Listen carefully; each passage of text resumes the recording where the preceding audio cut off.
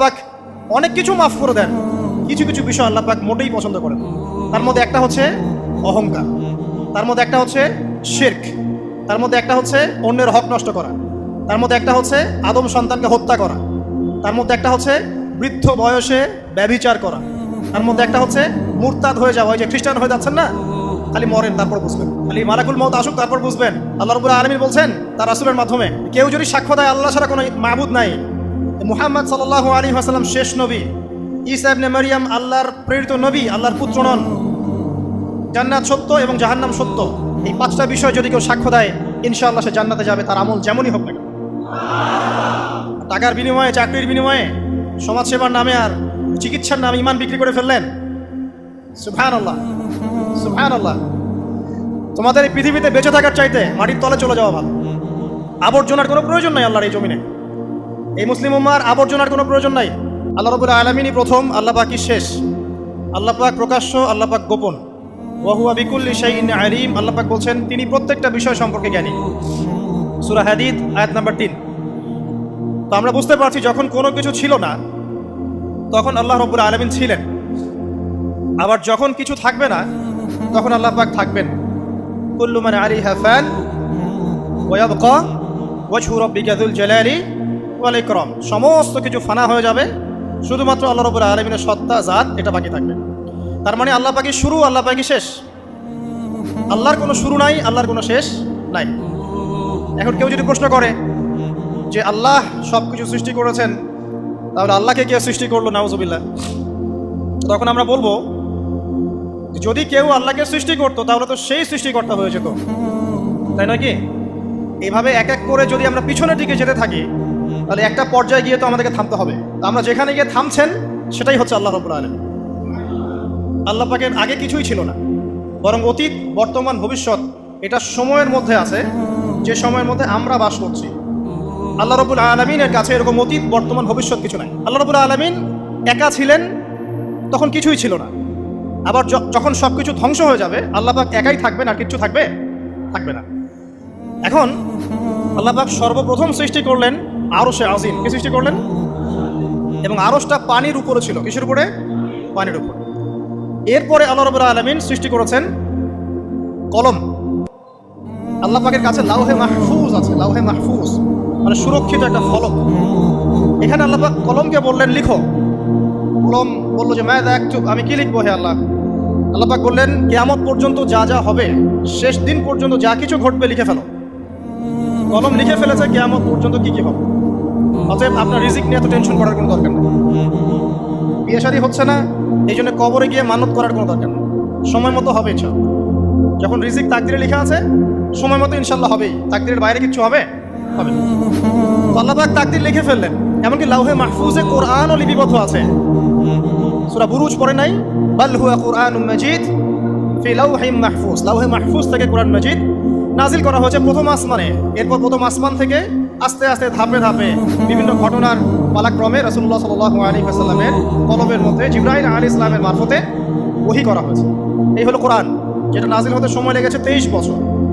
লাউহে মাহফুজ আল্লাহ রাব্বুল আলামিন সব লিখে ফেললেন। এভাবে 6 দিন, আল্লাহ পাকের হিসেবে 6 দিন কত লম্বা আল্লাহ ভালো জানেন। 6 দিনে আল্লাহ রাব্বুল আলামিন এরপর সৃষ্টি করলেন পুরো মহাবিশ্ব। পুরো মহাবিশ্ব বলতে আমি শুধু পৃথিবীর সৌরজগৎ বোঝাচ্ছি না।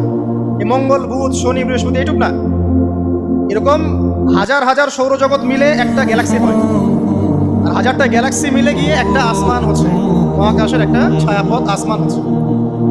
তো এরকম 7টা আসমান, 7টা মহাবিশ্ব আল্লাহ পাক সৃষ্টি করলেন মাত্র 6 দিনে। কয় দিনে? ফি সিত্তাতি আইয়াম, 6 দিন আল্লাহ পাক সৃষ্টি করলেন। এরপর আল্লাহ রাব্বুল আলামিন প্রত্যেক মহাকাশে তার যার যার কাজ সেটা দিলেন। যেখানে যেখানে মাখলুক সৃষ্টি করা আল্লাহ পাক করলেন। আল্লাহ রাব্বুল আলামিন মালায়েকা সৃষ্টি করলেন নূর দিয়ে। কি দিয়ে? আলো দিয়ে। আলোর মধ্য দিয়ে আল্লাহ রাব্বুল আলামিন ফেরেশতা সৃষ্টি করলেন। আল্লাহ পাক জিন সৃষ্টি করলেন। জিন কি দিয়ে? আগুন দিয়ে। একদম যেটা উত্তপ্ত আগুন, লাল আগুন, সেই আগুন দিয়ে আল্লাহ পাক জিন জাতিকে সৃষ্টি করলেন। সৃষ্টি করার পর আল্লাহ রাব্বুল আলামিন জিন জাতিকে পৃথিবীতে পাঠিয়েছেন। কোথায়? আর এখন মানুষ পৃথিবীতে যা করছে, জিন জাতীয় কিছুটা এরকমই কাজ করেছে, বরং তার চেয়েও হয়তো বেশি করেছে। পৃথিবীতে সে ফিতনা আর ফাসাদ সৃষ্টি করেছিল। এক পর্যায়ে আল্লাহ রাব্বুল আলামিন জিন জাতিকে ধ্বংস করে দিলেন।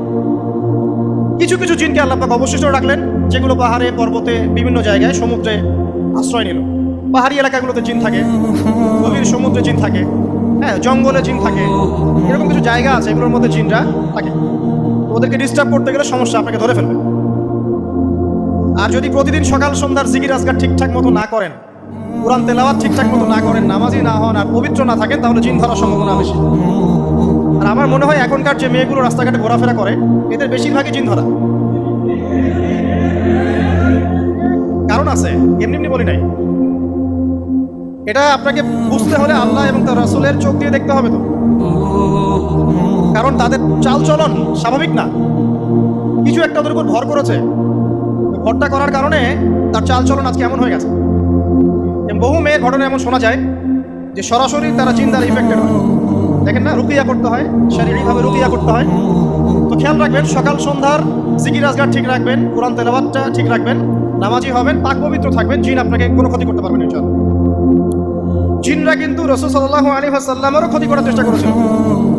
আল্লাহর রাসূল সাল্লাল্লাহু আলাইহি ওয়াসাল্লাম ওটাকে ধরেছিল, ধরে মসজিদের খুঁটির সাথে বেঁধে রেখেছিল।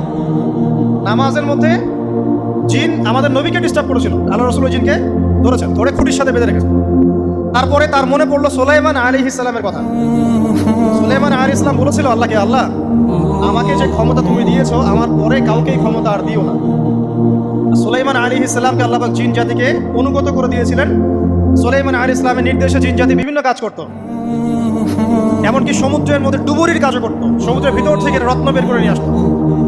এগুলো কিন্তু অনেক রূপকথা নয়, সত্য ঘটনা। তখন নবী সাল্লাল্লাহু আলাইহি ওয়াসাল্লাম বললেন যে আমার ভাই সুলাইমানের কথা আমার মনে পড়ে গেল, তাই আমি জিনটাকে ছেড়ে দিলাম। তো আল্লাহ পাক জিন জাতিকে সৃষ্টি করে এই পৃথিবীতে পাঠানোর পর তারা এরকম ফিতনা এবং ফাসাদ সৃষ্টি করার পরে আল্লাহ পাক ওদেরকে ধ্বংস করে দেন। দেওয়ার পরে আরো অনেক যুগ এবং অনেক শতাব্দী কেটে যায়। কত যুগ কত শতাব্দী আল্লাহ ভালো জানেন। অনেক লম্বা সময় পরে গিয়ে আল্লাহ রাব্বুল আলামিন ফেরেশতাদেরকে ডাকেন। তাদেরকে ডাকেন, তাদেরকে ডেকে বলেন, ওয়াইজ ক্বালা রাব্বুকা লিল মালায়েকা, স্মরণ করো নবী সেই সময়ের কথা যখন তোমার রব ফেরেশতাদেরকে ডাকলেন, ডেকে বললেন, ইন্নী জাইলুন ফিল আরদি খলিফা, হে ফেরেশতা মণ্ডলী, আমি পৃথিবীতে আমার খলিফা পাঠাতে চাই। কি পাঠাতে চাই ভাই? খলিফা। খলিফার দুটো অর্থ, একটা হচ্ছে ওই যে জিনরা যে চলে গেল ওর স্থলাভিষিক্ত হয়ে আরেকটা জাতি, স্থলাভিষিক্ত হওয়া। আরেকটা ব্যাখ্যা হচ্ছে খলিফা শব্দের মানে হচ্ছে যে ব্যক্তি আল্লাহ পাকের বিধান অনুযায়ী পৃথিবীতে বিচার ফয়সালা করে, সে আল্লাহর খলিফা। আমি কি বুঝাতে পারছি? আল্লাহ পাক ফেরেশতাদেরকে বললেন, আমি পৃথিবীতে আমার খলিফা পাঠাতে চাই, প্রতিনিধি, এবং যে আল্লাহর বিধান দ্বারা বিচার ফয়সালা করে। তখন ফেরেশতারা বলছেন, ক্বালু, ফেরেশতারা বলছেন, আতাজআলু ফিহা মান ইউফসিদু ফিহা ওয়া ইয়াসফিকু দিমা, হে আল্লাহ, আপনি কি এমন কোন সৃষ্টিকে আবার পৃথিবীতে পাঠাতে চান যে পৃথিবীতে গিয়ে ফিতনা ফাসাদ সৃষ্টি করবে অথবা রক্তপাত ঘটাবে? ফেরেশতারা এই কথা কিভাবে বলতে পারলো? হ্যাঁ, জিন জাতির অভিজ্ঞতার আলো। ঠিক আছে? তখন আল্লাহ পাক বলছেন, ইন্নী আ'লামু মা লা তা'লামুন, দেখো আমি যা জানি তোমরা তা জানো না। মানে তারা ফিতনা ফাসাদ সৃষ্টি করতে পারে, কিন্তু আমার কিছু মুখলেস বান্দা থাকবে যারা এই পথে পা বাড়াবে না। আচ্ছা, এবার আল্লাহ রাব্বুল আলামিন আদম আলাইহিস সালামকে সৃষ্টি করলেন। আল্লাহ পাক নিজের হাত দিয়ে আদম আলাইহিস সালামকে সৃষ্টি করেছেন। সূরা সাদের মধ্যে আল্লাহ পাক বলেছেন, দেখুন মহাবিশ্বের কোন সৃষ্টির ব্যাপারে বলা হয়নি যে খলাকতু বিয়াদাই, আমি নিজ হাতে তাকে সৃষ্টি করেছি। শুধুমাত্র আদম আলাইহিস সালাম, আমাদের পিতার ক্ষেত্রে বলা হয়েছে খলাকতু বিয়াদাই, আমি নিজ হাতে তাকে সৃষ্টি করেছি। কত সম্মান, কত ভালোবাসা, তাই না? এবার আল্লাহ রাব্বুল আলামিন আদম আলাইহিস সালামকে সমস্ত নাম শিক্ষা দিলেন। সমস্ত নাম মানে কি? ওয়াল্লামা আদামাল আসমাআ কুল্লাহা, আল্লাহ পাক বলছেন এরপর আমি আদম আলাইহিস সালামকে মহাবিশ্বের যত জ্ঞান আছে সমস্ত নাম শিক্ষা দিয়ে দিলাম। সুবহানাল্লাহ। যেই জ্ঞান ফেরেশতাদেরও ছিল না, যেই জ্ঞান ইবলিসেরও ছিল না। ইবলিস কিন্তু অনেক জ্ঞানী ছিল, অনেক বড় আবেদ ছিল, সে দীর্ঘদিন আল্লাহর ইবাদত করেছে, কিন্তু এই জ্ঞান কিন্তু তারও ছিল না, ফেরেশতাদেরও ছিল না। সুম্মা আরাদাহুম আলাল মালায়েকা, এরপর আল্লাহ রাব্বুল আলামিন আদম আলাইহিস সালামকে ফেরেশতাদের সামনে নিয়ে আসলেন, উপস্থাপন করলেন। মহাবিশ্বের ঘটনা, এটা ঘটছে, চিন্তা করেন, এটা কিন্তু ঘটেছে আগে, অতীত। এবার সমস্ত ফেরেশতার সামনে আদম আলাইহিস সালামকে নিয়ে আসা হচ্ছে। এবার বলা হচ্ছে যে হে ফেরেশতারা, তোমরা এই নামগুলো বলে দাও দেখি, তোমরা যদি সত্যবাদী হও। তো ফেরেশতারা বলছেন, লা ইলমা লানা ইল্লা মা আল্লামতানা, হে আল্লাহ, আপনি আমাদেরকে যা শিখিয়েছেন এর বাইরে তো কোনো জ্ঞান নাই আমাদের।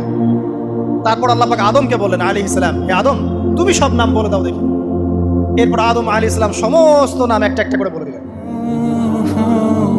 তাহলে আমাদের পিতা জ্ঞানী ছিলেন, নজ্ঞ ছিলেন, আর আমরা তার সন্তান হিসেবে জ্ঞানী নজ্ঞ, এটা আমাদের শোভা পায়। আমাদের পিতা ছিলেন মহাবিশ্বের সবচেয়ে জ্ঞানী সত্তা। আল্লাহ রাব্বুল আলামিন তাকে জ্ঞান শিক্ষা দিয়েছেন, সমস্ত জ্ঞান। তবে তার সমস্ত জ্ঞান আর এই মহাবিশ্বের সমস্ত জ্ঞান আল্লাহর জ্ঞানের তুলনায় কতটুকু জানেন? একটা সমুদ্রের মধ্য থেকে এক ফোঁটা পানি উঠালে যেমন হয়, পুরো মহাবিশ্বের জ্ঞান আল্লাহর জ্ঞানের সামনে এতটুকু। আল্লাহ পাকের জ্ঞান এত অসীম, পুরো মহাসাগরের মধ্য থেকে এক ফোঁটা পানি তুললে, ওই যে এক ফোঁটা পানি তুললেন, এটা মহাবিশ্বের জ্ঞান, আর বাকি সমস্ত পানি এটা আল্লাহ পাকের জ্ঞান। ঠিক দুনিয়ার জীবনের এক্সাম্পলটা এমনই। একটা সাগরের মধ্যে আঙ্গুল ডুবালে, আঙ্গুল উঠালে যতটুকু পানি আঙ্গুলে বেঁধে থাকে, এটা দুনিয়া। আর পুরো মহাসাগরটাই হচ্ছে কি? আখিরাত।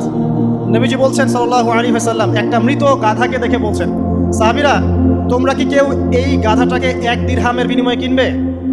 কান কাটা মৃত বলে আছে, এই গাধাটাকে কিনবা 1 দিরহাম দিয়ে? সাহাবীরা বলছেন, মাংনা দিলেও তো কিনবো। ইয়া রাসূলুল্লাহ, যদি ফ্রিও কেউ দেয়, বিনামূল্যে দেয়, তাও তো নিব না। তখন নবী সাল্লাল্লাহু আলাইহি ওয়াসাল্লাম বলছেন, এটাই হচ্ছে আল্লাহর কাছে দুনিয়ার এক্সাম্পল। ওই মৃত গাধা তোমাদের কাছে যতটা না ইম্পর্টেন্ট, যতটুকু মূল্য রাখে, আল্লাহর কাছে এই দুনিয়া তার চেয়েও কম মূল্য রাখে। তো এই দুনিয়াতে তো সব ফয়সালা হবে না। আমরা তো হতাশ হয়ে যাই না যে দুনিয়াতে এমন কেন, এটা কেন, ওইটা কেন। দুনিয়া এটারই জায়গা। দুনিয়া সব কিছুর কনক্লুশনের জায়গা না, সব কিছুর পরিসমাপ্তির জায়গা হচ্ছে কিয়ামতের মাঠ। ওই দিন যে সফল সে সফল, যে ব্যর্থ সে ব্যর্থ। দুনিয়ার বাড়ি গাড়ি, স্ট্যাটাস, চাকরি বাকরি, ইজ্জত সম্মান, এটা সাফল্য ব্যর্থতার মানদণ্ড নয়, চূড়ান্ত মানদণ্ড নয়। চূড়ান্ত মানদণ্ড কি? ফামান যুহজিহা আনিন নার ওয়া উদখিলাল জান্নাহ ফাকাদ ফাজ। যাকে জাহান্নাম থেকে বাঁচানো হবে, জান্নাতে প্রবেশ করানো হবে, পুলসিরাত পার হতে পারবে, এই একমাত্র ব্যক্তি সফল। সাফল্যের সংজ্ঞাটা জেনে রাখবেন, তাহলে আপনি দুনিয়াতে হতাশ হবেন না ইনশাআল্লাহ। এবার কি হলো, যখন আদম আলাইহিস সালাম সমস্ত নাম শিক্ষা দেওয়া সমস্ত নাম বলে দিলেন, এখানে নাম মানে কিন্তু খালি নাম নয়, জ্ঞান বলে দিলেন, তখন আল্লাহ রাব্বুল আলামিন ফেরেশতাদেরকে বললেন, তোমরা সবাই এখন আদমকে সিজদা করো। ওয়াইয কুলনা লিল মালাইকাতি ইসজুদু লিআদম। আল্লাহ পাক এবার বলছেন, আমি সমস্ত মালায়েকাকে বললাম তোমরা আদমকে সিজদা করো। ফাসাজাদু, সবাই সিজদা করলো, ইল্লা ইবলিস, ইবলিস সিজদা করলো না। কেন করলে না? ইবলিসকে বলা হচ্ছে, ইয়া ইবলিস মা মানাকা আল্লা তাসজুদা ইয আমারতুক। তোমাকে কে নিষেধ করলো সিজদা করতে ওই আদমকে, যাকে আমি আদেশ করেছি? কে নিষেধ করলো? তখন ইবলিস বলছে, খালাকতানি মিন নার ওয়া খালাকতাহু মিন তিন। আমাকে সৃষ্টি করেছেন আগুন দিয়ে, আর আদমকে সৃষ্টি করেছেন মাটি দিয়ে, আমি কিভাবে তাকে সিজদা করতে পারি?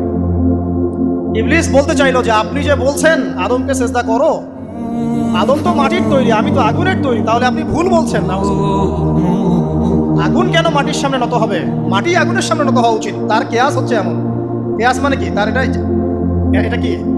হ্যাঁ, তার এটা যুক্তি, তার একটা যুক্তি এবং দর্শন যে আমি কেন তাকে সিজদা করব? আমি তো আগুনের তৈরি, আর আদম হচ্ছে মাটির তৈরি। তো খালাকতাহু মিন নার ওয়া খালাকতানি মিন তিন, খালাকতানি মিন নার ওয়া খালাকতাহু মিন তিন। আমাকে সৃষ্টি করেছেন আগুন দিয়ে, আদমকে সৃষ্টি করেছেন মাটি দিয়ে। আবা ওয়াস্তাকবারা, আল্লাহ পাক বলছেন সে উদ্ধত হলো এবং অহংকার প্রদর্শন করলো। আর আল্লাহ, এই মুসলিম উম্মার ইমানদার সাহসী তরুণ প্রজন্মের দরকার। আল্লাহ পাক কবুল করুন, আমিন। এরপরে কি হলো? ইবলিস সিজদা করলো না, আবা ওয়াস্তাকবার, সে উদ্ধত হলো এবং অহংকার প্রদর্শন করলো। এবার আল্লাহ পাক জিজ্ঞাসা করলেন, কেন করলে না? কেন করলে না? সে বলল যে আগুন দিয়ে সৃষ্টি করেছেন আমাকে, তাকে সৃষ্টি করেছেন আপনি মাটি দিয়ে, সো আপনি ভুল, আমি সঠিক, আমি কেন তাকে সিজদা করব? আল্লাহ পাক তখন আর তার প্রতি রহম করলেন না। আল্লাহ পাক তখন তাকে বলছেন, ফাখরুজ মিনহা, এখান থেকে বেরো। আল্লাহ পাক যেমন গফুর রহিম আর রহমুর রহিমিন, ঠিক তেমনি আল্লাহ পাক শাদীদুল ইকাব, কঠিন শাস্তি দাতাও বটে। আল্লাহ পাক শুধু কি দয়াই করবেন, শাস্তি দিবেন না? দিবেন। ফাখরুজ, অপদস্থ হয়ে, লাঞ্ছিত হয়ে এখান থেকে বের হয়ে যাও। এখানে অহংকার করার অধিকার তোমাকে দেওয়া হয় না, এখান থেকে বের হয়ে যাও। এবার ইবলিস বের হয়ে যাচ্ছে।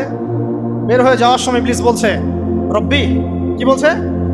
রব্বি। দেখেন, ইবলিস আল্লাহকে বলছে রব্বি, মানে ইবলিস আস্তিক। ইবলিস কি? আস্তিক। ইবলিস আল্লাহ বিশ্বাস করে। ইবলিস বলছে রব্বি, হে আমার রব, আনজিরনি ইলা ইয়াউমি ইউবআসুন, আমাকে কিয়ামত দিবস পর্যন্ত অবকাশ দেন।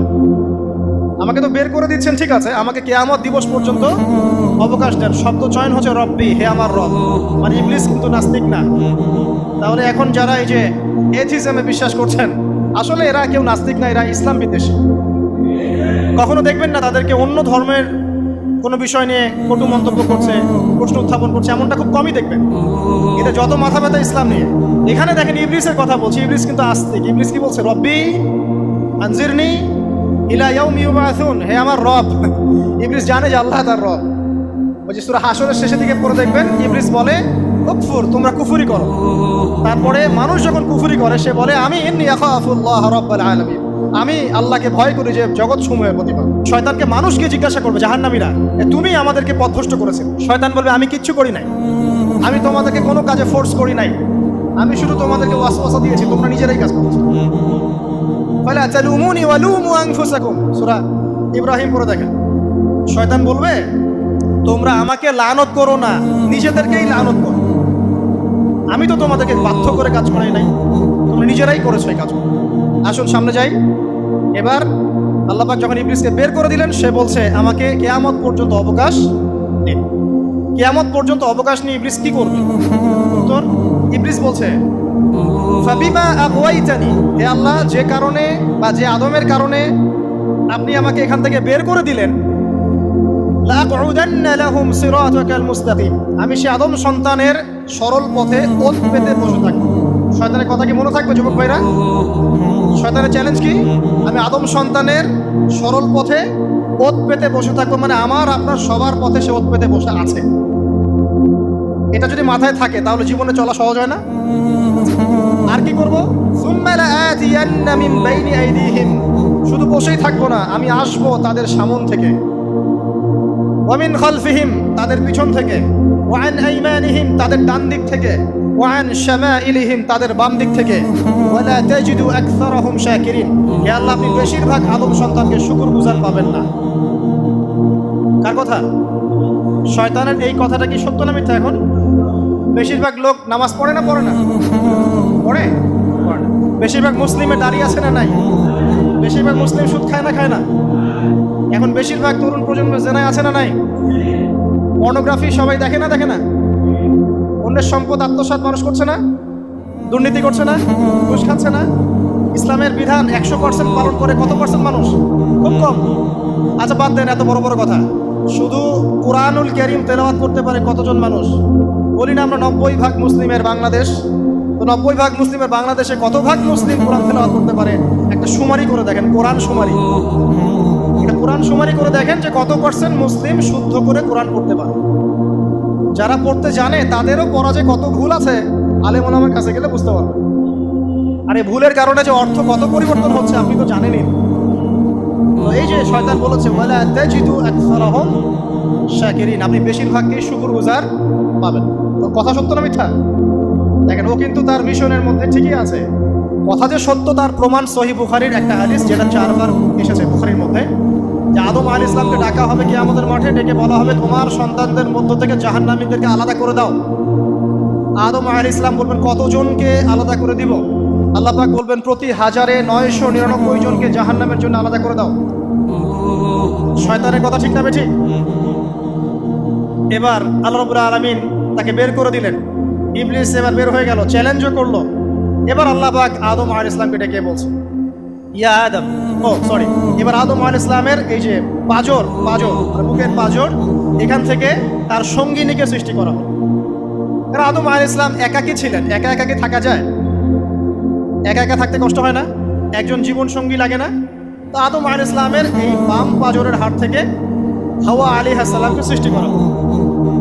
সৃষ্টি করার পর আরো একটা ঘটনা আছে যে আল্লাহ রাব্বুল আলামিন আদম আলাইহিস সালামের পিঠের যে অংশটুকু আছে, এই অংশটুকু থেকে আগামীতে যত আদম সন্তান আসবে সবাইকে ছোট ছোট পিঁপড়ার আকৃতিতে সামনে নিয়ে দেখালেন।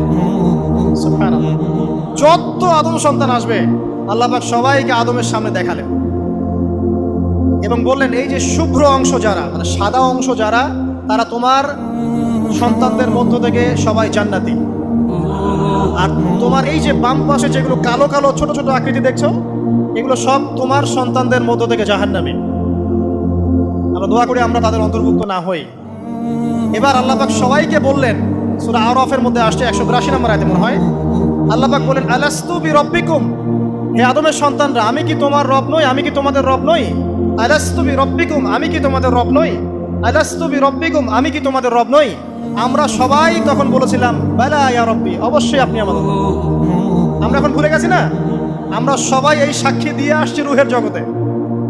আর রুহের জগৎ বলে একটা জগৎ আছে, অনেক জগৎ আছে। রুহের জগৎ একটা, দুনিয়ার জগৎ একটা, জিন জাতির জগৎ আলাদা, বারজাখ পরকালে যে কবরে রাখার পরে বারজাখের জগৎ একটা, আর দারুল করার যেটা হবে একদম জান্নাত জাহান্নাম, ওটা আরেকটা জগৎ। এই যে মহাবিশ্ব যে সম্প্রসারিত হচ্ছে, এক এক গ্যালাক্সিতে এক একটা জগৎ না, এরকম বহু জগৎ আছে। রুহের জগতে আমরা এই ওয়াদা আল্লাহর কাছে করে এসেছি। এটাকে আহদে আলাস্তু বলে। কি বলে? আহদে আলাস্তু, মানে আলাস্তু বিরব্বিকুম, আমি কি তোমাদের রব নই? আমরা বলেছিলাম হ্যাঁ আপনি আমাদের রব। একটা মজার কথা আছে এখানে। যখন আদম আলাইহিস সালাম দেখছিলেন তার সন্তানদেরকে সাদা সাদা আকৃতি, ছোট ছোট, এর মধ্যে একটা সন্তানকে দেখে, একজন সন্তানকে দেখে তার প্রচন্ড ভালো লেগেছিল এবং তিনি অত্যন্ত সুদর্শন ছিলেন। তাকে দেখে তার প্রচন্ড রকম ভালো লেগেছিল। আল্লাহ পাকে তিনি জিজ্ঞাসা করলেন, হে আল্লাহ, আমার সন্তানদের মধ্যে কে এই সুন্দর সন্তান কে? আল্লাহ পাক বললেন, সে হচ্ছে তোমার সন্তান দাউদ। কি নাম? দাউদ আলাইহিস সালাম। আর আপনাকে বলে রাখি, আদম আলাইহিস সালামের ব্যাপারে যেমন আল্লাহ পাক বলেছেন আদম আমার খলিফা, ঠিক দাউদ আলাইহিস সালামের সম্পর্কেও আল্লাহ পাক বলেছেন দাউদ আমার খলিফা। বুঝতে পারলেন? কোথায় আছে? সূরা সাদ পড়ে দেখেন। ঠিক আদম আলাইহিস সালাম সম্পর্কে আল্লাহ পাক বলেছেন না যে আমি পৃথিবীতে খলিফা পাঠাচ্ছি, ঠিক দাউদ আলাইহিস সালাম সম্পর্কেও আল্লাহ পাক বলেছেন দাউদ আমার খলিফা। ইয়া দাউদ ইন্না জাআলনাকা খলিফাতান ফিল আরদ ফাহকুম বাইনান নাস বিল হক ওয়া লা তাত্তাবি'ল হাওয়া। আয়াতটা পড়ে দেখবেন, ওইদিকে আমি পরে আসছি। তো ওই সন্তানকে দেখে তার এত ভালো লাগলো, আল্লাহর কাছে তিনি জিজ্ঞাসা করছেন, হে আল্লাহ, আমার এই সন্তানের হায়াত কত? আল্লাহ পাক বলছেন, তোমার এই সন্তানের হায়াত হচ্ছে 60 বছর। কত বছর? 60 বছর। আর আমাদের উম্মতে মুহাম্মাদের কিন্তু গড় আয়ু এরকম 60-65, এর বেশি না গড় আয়ু। তখন আদম আলাইহিস সালাম বলেন, আল্লাহ, আমার হায়াত থেকে তাকে 40 বছর দিয়ে দাও। আমার হায়াত থেকে তাকে 40 বছর দিয়ে দাও। আল্লাহ পাক তাকে 40 বছর দিয়ে দিলেন। তাই আদম আলাইহিস সালামের 1000 বছর হায়াত হয়ে গেল 960 বছর, আর দাউদ আলাইহিস সালামের 40 বছর হায়াত হয়ে গেল 100 বছর। এখন আসেন এই জায়গায় যে আদম আলাইহিস সালাম এবং দাউদ আলাইহিস সালাম দুইজনকে আল্লাহ পাক কি বলেছেন? খলিফা।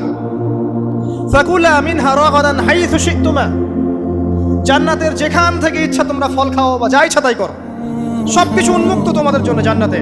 একটা বিষয়, ওয়ালা তাকরাবা হাদিহি শাজারা, এই যে গাছটা দেখছো, এই গাছের কাছেও যাবে না। এখানে শব্দ এমন না যে গাছের ফল খাবে না, শব্দ হচ্ছে এমন গাছের কাছেও যাবে না। যেমন ওয়ালা তাকরাবু জিনা, জেনা করবে না আল্লাহ পাক বলেননি, বলেছেন জেনার কাছেও যাবে না। ওয়ালা তাকরাবু মাল আল ইয়াতিম, ইয়াতিমের মাল খাবে না আল্লাহ পাক বলেন নাই, আল্লাহ বলছেন ইয়াতিমের মালের কাছেও যেও না। আমি কি বুঝতে পারছি? এই গাছের কাছেও যেও না। এবার জান্নাতে তারা থাকতে লাগলেন। এবার ইবলিস তো আর হাল ছেড়ে দেয় নাই। সে কি বলেছিল? ডান বাম সামন পিছন সব দিক থেকে আসবে। সে এসে ওয়াসওয়াসা দেয়। কি ওয়াসওয়াসা দেয়? হে আদম, হাল আদুল্লুকা, আমি কি তোমাকে বলে দিব আলা শাজারাতিল খুলদ ওয়া মুলকিন লা ইয়াবলা? হে আদম, আমি কি তোমাকে বলে দিব এমন একটা গাছের কথা, যেই গাছের ফল খেলে পরে তুমি চিরস্থায়ী জীবন লাভ করবে, কোনোদিন মারা যাবে না। এই চিরস্থায়ীতে টোপ দিচ্ছে কে? এই চিরস্থায়ী ক্ষমতার টোপে মানুষ পথ হারাচ্ছে না পৃথিবীতে। ওয়া মুলকিন লা ইয়াবলা, এমন রাজত্ব পাবে যেই রাজত্ব কখনো ক্ষয় হবে না। চিরস্থায়িত্বের টোপ, রাজত্বের টোপ, এই দুটোই হচ্ছে পৃথিবীতে মানুষকে পথভ্রষ্ট করার শয়তানের অস্ত্র। কথা মনে বুঝতে পারেন না? আমার মাথার উপর দিয়ে আছে, বুঝতে পারবেন ইনশাআল্লাহ। তো টোপ দিচ্ছে দুইটা, হাল আদুল্লুকা আলা শাজারাতিল খুলদ ওয়া মুলকিন লা ইয়াবলা। করতে একদিন সত্যি আমাদের পিতামাতা সেই গাছের কাছে চলে গেলেন। যখনই চলে গেলেন, ফালাম্মা যাকা শাজারা, যখন তারা গাছের কাছে চলে গেলেন, বাদাত লাহুমা সাওআতিহিম, তাদের পরনে যে জান্নাতি কাপড় ছিল ধাপাস করে দিল। ইন্না লিল্লাহি ওয়া ইন্না ইলাইহি রাজিউন। আমাদের পিতামাতাকে পুরো মহাবিশ্বে ফেরেশতাদের সামনে জান্নাতে নগ্ন করে দিল ইবলিস। আমি মনে বুঝাতে ব্যর্থ হচ্ছি। আমাদের পিতামাতাকে জান্নাতে ফেরেশতাদের সামনে, সবার সামনে নগ্ন করে কাপড় খুলে ফেললো কে? ইবলিস। তো এখন যে কাপড় খোলার সংস্কৃতি চলছে, কারা এরা? ওরা জিন শয়তান, এগুলো মানুষ শয়তান। শয়তান দুই প্রকার, মিনাল জিন্নাতি ওয়ান নাস, জিন শয়তান আর মানুষ শয়তান। ওই জিন শয়তান এদেরকে ওয়াসওয়াসা দিয়ে নগ্ন করেছে। এরা এখন নগ্নতার আন্দোলন শুরু করেছে। এবং আমি জানি কয়দিন পরে এটা বিকিনি পরেও ঘুরবে। অবাক হচ্ছেন? কিয়ামতের আলামতের মতো অন্যতম হচ্ছে মানুষ রাস্তার ধারে ধারে জেনা করবে, রাস্তার মোড়ে মোড়ে জেনা হবে। তখনকার সবচেয়ে ভালো মানুষ হবে সেই ব্যক্তি যে গিয়ে বলবে যে বাবা তোমরা জেনা করছো, এই দেয়ালের পিছনে গিয়ে করতে পারলা না। সে হবে সবচেয়ে ভালো মানুষ। এই যে কাপড় খোলার সংস্কৃতি শুরু হয়েছে, এটা কার সংস্কৃতি? বাদাত লাহুমা সাওআতিহিম। আল্লাহ পাক আরো বলছেন, ইয়া বানি আদম, হে আদম সন্তান, লা ইয়াফতিনান্নাকুমুশ শাইতান, শয়তান যেন তোমাদেরকে ফিতনায় ফেলতে না পারে। কামা আখরাজা আবাওয়াইকুম মিনাল জান্নাহ, ঠিক যেভাবে শয়তান তোমাদের পিতামাতাকে জান্নাত থেকে বের করে দিয়েছিল। আর কি করেছিল? কামা আখরাজা আবাওয়াইকুম মিনাল জান্নাহ ইয়ানজিউ আনহুমা লিবাসাহুমা, শয়তান তোমাদের পিতামাতার লেবাস পোশাক খুলে ফেলেছিল। ঠিক এভাবেই যেন পৃথিবীতে শয়তান তোমাদেরকে ফিতনায় ফেলতে না পারে, আল্লাহ পাক সতর্ক করছেন। এখন কি বুঝতে পারছেন? এই নগ্নতার যে 6 লাভ, নগ্নতা, অশ্লীলতা, পর্নোগ্রাফি, বেহায়াপনা, ফ্রি মিক্সিং, নারীদেরকে নগ্ন করে রাস্তায় বের করে নিয়ে আসা, এগুলো কার এজেন্ডা? শয়তানের এজেন্ডা। এর উপর কোনো কথা নাই, কারণ কোরআনের উপর কোনো সত্য নাই। এগুলোর উপরে কোনো কথা হবে না, বিকজ কোরআনের উপর কোনো সত্য নাই। আছে? নাই। কোরআনে আল্লাহ পাক বলেছেন যে শয়তান ফিতনায় ফেলেছিল, ইয়ানজিউ আনহুমা লিবাসাহুমা, শয়তান তোমাদের পিতামাতার লেবাস খুলে ফেলে দিয়েছিল। ওয়াতাফিকা ইয়াখতিফানি আলাইহিমা মিন ওয়ারাকিল জান্নাহ, তখন আমাদের পিতামাতা জান্নাতের গাছের যে এই যে পাতাগুলো আছে এগুলো ছিঁড়ে ছিঁড়ে লজ্জাস্থান থাকতে লাগলেন। ইন্না লিল্লাহ। আমাদের পিতামাতার কি দুর্দশা হয়েছিল, আমাদের পিতামাতার কি দুর্দশা, কি লজ্জা হয়েছিল তখন। চিন্তা করে দেখেন, শয়তান কাপড় খুলে ফেলে দিয়েছে। আর আমাদের পিতামাতা, আমাদের মা, আমাদের বাবা জান্নাতের এই যে পাতাগুলো ছিঁড়ে ছিঁড়ে গায়ের লজ্জাস্থান ঢাকা শুরু করেছেন। কি পরিমাণ লজ্জা চিন্তা করেন। আপনাকে যদি এখানে কেউ নগ্ন করে ফেলে এবং আপনি যদি না চান বিষয়টা, সবাই জোর করে আপনার কাপড় খুলে ফেলে, আপনার কেমন লাগবে? কেমন লাগবে? এই ঘটনা ঘটেছে মহাবিশ্বে, শয়তান ঘটিয়েছে। এরপর আল্লাহ পাক ডাকলেন, ডেকে বলছেন, ইয়া আদম, হে আদম, আলাম আনহাকুমা আন তিলকুমা শাজারা, হে আদম, আমি কি তোমাদেরকে দুজনকে নিষেধ করি নাই যে গাছের কাছে যাবে না? আমি কি তোমাদের দুইজনকে নিষেধ করি নাই যে তোমরা গাছের কাছে যাবে না? তখন আদম আলাইহিস সালাম বুঝতে পারলেন যে তারা একটা বড় ভুল করে ফেলেছে। তারপর আল্লাহ রাব্বুল আলামিন দয়া পরবশ হয়ে আদম এবং হাওয়া আলাইহিস সালামকে কালিমা শিক্ষা দিলেন, তওবার কালিমা, যেই কালিমা দিয়ে তারা তওবা করতে পারেন। সেই কালিমা হচ্ছে রব্বানা যালামনা আনফুসানা ওয়া ইল্লাম তাগফির লানা ওয়া তারহামনা লানাকুনান্না মিনাল খাসিরিন। এই দোয়া শিখে নিয়ে আদম এবং হাওয়া আলাইহিস সালাম তওবা করলেন। আল্লাহ পাক তাদের তওবা কবুল করে মাফ করে দিলেন। কিন্তু জান্নাতে আর থাকা হলো না। আল্লাহ পাক বললেন, কুল নাহবিতু মিনহা জামিআ, এবার তোমরা সবাই মিলে এখন পৃথিবীতে নেমে যাও। আল্লাহ মাফ করে দিলেন, কিন্তু তোমরা এখন পৃথিবীতে নেমে যাও, জান্নাতে আর থাকা হবে না। খেয়াল করে দেখেন, ইবলিসও আল্লাহর আদেশ মানে নাই। আল্লাহ বলেছেন সেজদা করো, ইবলিস কিন্তু করে নাই। আবার আমাদের পিতা আদম আলাইহিস সালামকে আল্লাহ পাক বলেছেন গাছের কাছে যেও না, তারা চলে গেছেন। দুটোই কি অবাধ্যতা নয়? তাহলে ইবলিসকে চিরস্থায়ী জাহান্নামী করা হলো, আদম সন্তানকে কেন করা হলো না? উত্তর, আদম সন্তান আদম আলাইহিস সালাম তওবা করে ফিরে এসেছে, ইবলিস আসে নাই। তাই আমাদের দ্বারা পদে পদে ভুল হবেই, তওবা করে ফিরে আসলেই গোনা মাফ ইনশাআল্লাহ। আর যদি ইবলিসের মতো গোনার উপর গোনা করতেই থাকেন আর বলেন যে আমি ঠিক কাজ করছি, তাহলে ইনশাআল্লাহ ওই যে জাহান্নাম অপেক্ষা করছে। ইবলিসকে আল্লাহ পাক বললেন যে তুমি এবং তোমার অনুসারী যারাই থাকবে সবাইকে দিয়ে লাআমলাআন্না জাহান্নামা মিনকুম আজমাইন, তোমাদের সবাইকে দিয়ে আমি জাহান্নাম পরিপূর্ণ করব। এবার সবাই পৃথিবীতে নেমে আসলো। পৃথিবীতে এসেই কি আল্লাহ পাক ছেড়ে দিলেন? না। আল্লাহ রাব্বুল আলামিন বলছেন, কুল নাহবিতু মিনহা জামিআ, তোমরা পৃথিবীতে নেমে যাও। ফাইম্মা ইয়াতিয়ান্নাকুম মিন্নি হুদান, দুনিয়াতে যাচ্ছ যাও, তবে মনে রেখো যে আমার পক্ষ থেকে তোমাদের কাছে হেদায়েতের বাণী আসবে। আমার পক্ষ থেকে তোমাদের কাছে হেদায়েতের বাণী আসবে। ফামান তাবিআ হুদায়া ফালা খাউফুন আলাইহিম ওয়ালা হুম ইয়াহজানুন, যারা আমার হেদায়েতের বাণীগুলো মেনে চলবে তাদের কোনো ভয় নাই, কোনো দুশ্চিন্তাও নাই। ওয়াল্লাযীনা কাফারু ওয়া কাযযাবু বিআয়াতিনা, কিন্তু যারা আমার আয়াতকে কুফরি করবে, মিথ্যা প্রতিপন্ন করবে, ফাউলাইকা আসহাবুন নার, তারা হবে জাহান্নামের অধিবাসী। হুম ফিহা খালিদুন, তারা সেখানে চিরস্থায়ী। এই সহজ সরল জীবন দর্শন দিয়ে আল্লাহ পাক পৃথিবীতে পাঠিয়ে দিলেন। এবার শুরু হলো পৃথিবীতে পথ চলা। পৃথিবীতে পথ চলার ক্ষেত্রে অনেক কিছু সৃষ্টি করতে হলো, আবিষ্কার, কৃষিকাজ, এটা ওটা সব কিছু।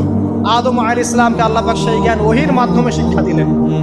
কৃষিকাজ আল্লাহ পাক শিক্ষা দিয়েছেন, চাকা সৃষ্টি করা আল্লাহ পাক শিক্ষা দিয়েছেন। বাহন সৃষ্টি করা আল্লাহ পাক শিক্ষা দিয়েছেন। যত রকম জ্ঞান আছে সমস্ত জ্ঞান এসেছে নবীদের পক্ষ থেকে। সবকিছু জ্ঞানের মূল ভিত্তি এসেছে নবীদের কাছ থেকে, আল্লাহর ওহির কাছ থেকে। যত সভ্যতা দেখছেন বড় বড়, সমস্ত সভ্যতা শুরু হয়েছে নবী দ্বারা, এবং সভ্যতা শেষও হবে একজন নবী দ্বারা। তার নাম কি? ঈসা ইবনে মারইয়াম। আদম আলাইহিস সালাম আল্লাহর দেয়া শিক্ষায় শিক্ষিত হয়ে দুনিয়াতে চলতে লাগলেন এবং তওবা ইস্তেগফার করতে লাগলেন, কাঁদতে লাগলেন। দীর্ঘকাল তারা ক্রন্দন করেছেন। কি কারণে? ওই যে একটা ভুল তারা করে ফেলেছে। দুনিয়াতে এসে ক্রন্দন করতে আল্লাহ রাব্বুল আলামিন এক পর্যায়ে তওবা কবুল করে ফেললেন। এবার সামনে যান। তাদের সন্তান হলো হাবিল এবং কাবিল। নাম শুনেছেন? শোনেন নাই? হাবিলের কুরবানি কবুল হয়, কাবিলের কুরবানি কবুল হচ্ছে না। বিকজ কাবিল এর কুরবানির মধ্যে ইখলাস নাই। ভাইয়ের কুরবানি কেন কবুল হচ্ছে, আমারটা কেন হচ্ছে না? হিংসার বশবর্তী হয়ে কাবিল হাবিলকে হত্যা করে ফেললো। নবী পরিবারের সদস্য হয়েও কাবিল এরকম অন্যায় করে ফেলল। আর কি হলো? রাসূল সাল্লাল্লাহু আলাইহি সাল্লাম বলেছেন, পৃথিবীতে যত মানুষ অন্যায়ভাবে নিহত হবে, পৃথিবীতে যত মানুষ অন্যায়ভাবে খুন হবে, সমস্ত খুনের পাপের একটা অংশ কাবিলের আমলনামায় যুক্ত হবে। কারণ সেই প্রথম খুন চালু করেছে। এই যে আজকে গুনাহে জারিয়া চালু করছেন না, সুদী এনজিও, সুদী সমিতি, সিনেমা হল, এইটা ওইটা, মদের বার, যত গুনাহে জারিয়া চালু করছেন, মৃত্যু হবে, কবরে যাবেন ঠিকই, কিন্তু গুনাহ কমবে না ইনশাআল্লাহ। মনে করেন একজন নগ্ন ছবিতে অভিনয় করেছে, ঠিক আছে, এখন নাই পৃথিবীতে, বা কেউ অশ্লীল গান বাজনা করে দুনিয়া থেকে বিদায় নিয়েছে, দুনিয়াতে তার গান এখনো বাজছে, সে কবরে শুয়ে শুয়েই সেই গোনাগুলো পাচ্ছে। ঠিক আপনি যদি এখন ভালো কোনো কাজ করেন, দিনই কোনো ভালো কাজ করেন, মসজিদ হোক, মাদ্রাসা হোক, এতিমখানা হোক, বিধবাদের কোনো প্রকল্প হোক, বৃদ্ধাশ্রম হোক, মানবতার কোনো কল্যাণমূলক কাজ হোক, মৃত্যুর পরেও ইনশাল্লাহ আপনি নেকি পেতে থাকবেন। সদকায়ে জারিয়া আর গুনাহে জারিয়া ভালো করে বুঝবেন। একটা গুনাহ করে মাফ নেওয়া আলাদা বিষয়, আর গুনাহ চলতে থাকাটা আরেকটা বিষয়। আল্লাহ আমাদেরকে হেফাজত করুন, আমিন।